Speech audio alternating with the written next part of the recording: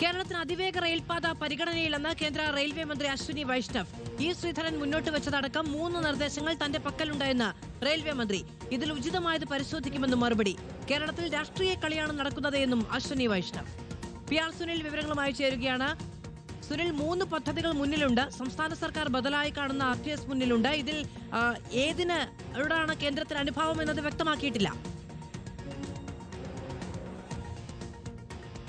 മാധു, ഇക്കാര്യത്തിൽ കേന്ദ്ര റെയിൽവേ മന്ത്രി അശ്വിനി വൈഷ്ണവ് പറഞ്ഞത് സംസ്ഥാന സർക്കാരും ഇ ശ്രീധരനും നൽകിയതടക്കം 3 പദ്ധതികളാണ് കേരളത്തിലെ അതിവേഗ റെയിൽ പദ്ധതിയുമായി ബന്ധപ്പെട്ട് കേന്ദ്ര റെയിൽവേ മന്ത്രാലയത്തിന്റെ മുന്നിലുള്ളത്. ഇക്കാര്യത്തിൽ ഏത് വേണം എന്ന കാര്യം പരിശോധിച്ചു വരികയാണ്. ഇത് തീർത്തും സാങ്കേതികമായ കാര്യമാണ്. സാമ്പത്തികമായും സാങ്കേതികമായും ഏതാണോ ഗുണമുള്ളത് അത് തെരഞ്ഞെടുക്കും എന്നാണ് ജോൺ ബ്രിട്ടാസിന്റെ ചോദ്യത്തിന് മറുപടിയായി കേന്ദ്ര റെയിൽവേ മന്ത്രി പറഞ്ഞത്. ഏതായാലും ഇ ശ്രീധരൻ നൽകിയ പദ്ധതി തന്റെ പക്കലുണ്ട് എന്ന് റെയിൽവേ മന്ത്രി പറയുന്നു. ഇ ശ്രീധരനുമായി ആവശ്യമെങ്കിൽ ചർച്ച നടത്തും എന്ന് റെയിൽവേ മന്ത്രി പറയുന്നു. ഏതായാലും ഒരു പദ്ധതി നടപ്പാക്കും, അത് പരിഗണനയിലുണ്ട്. പക്ഷേ അത് ഏത് വേണമെന്ന് തീരുമാനിച്ചിട്ടില്ല എന്നാണ് റെയിൽവേ മന്ത്രിയുടെ വിശദീകരണം. PR സുനിലാണ് വിവരങ്ങൾ നൽകിയത്.